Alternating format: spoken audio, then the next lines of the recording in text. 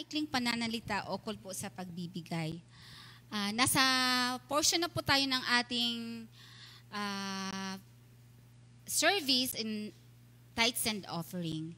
So, ang pagbibigay po ay gaya yan ng isang panalangin natin. Or, it's like, when we bring our tithes and offering, it's like we are expressing a prayer.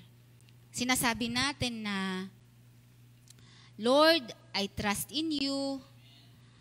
I trust my finances.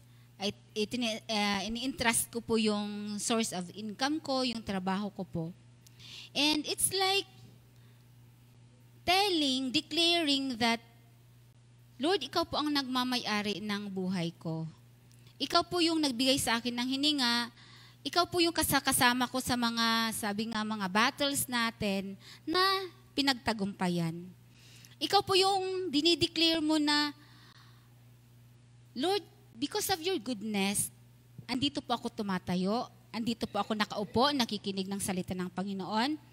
Andito po kami, masaya, kahit alam namin na may mga pagdadaanan kami, may troubles kasi sabi nga, dito sa mundo, we will experience trials and tribulation.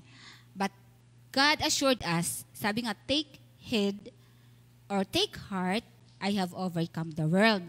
So, ganun po yung natin, ganun po kung paano tayo magbigay, ganun po yung expression natin.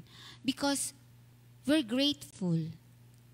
We are full of gratefulness kasi alam natin na ang Diyos ay nandyan para sa atin.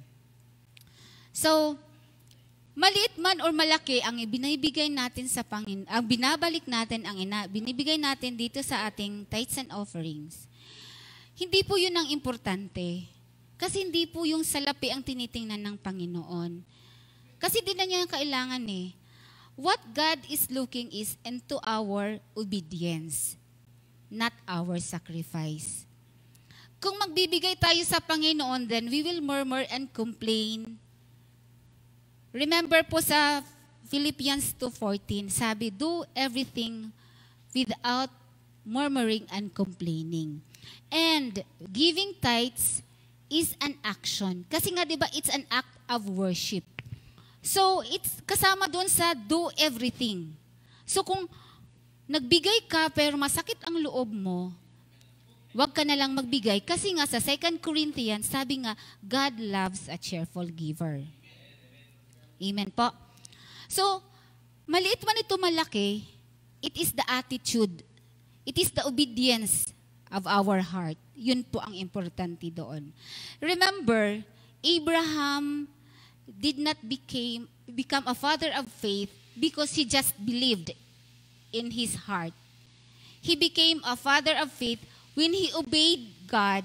When the Lord said, Yala Abraham, iwanan mo itong lugar na ito, yung bansa mo at pamilya mo, and you settle to the land that I will say to you. Ganun po.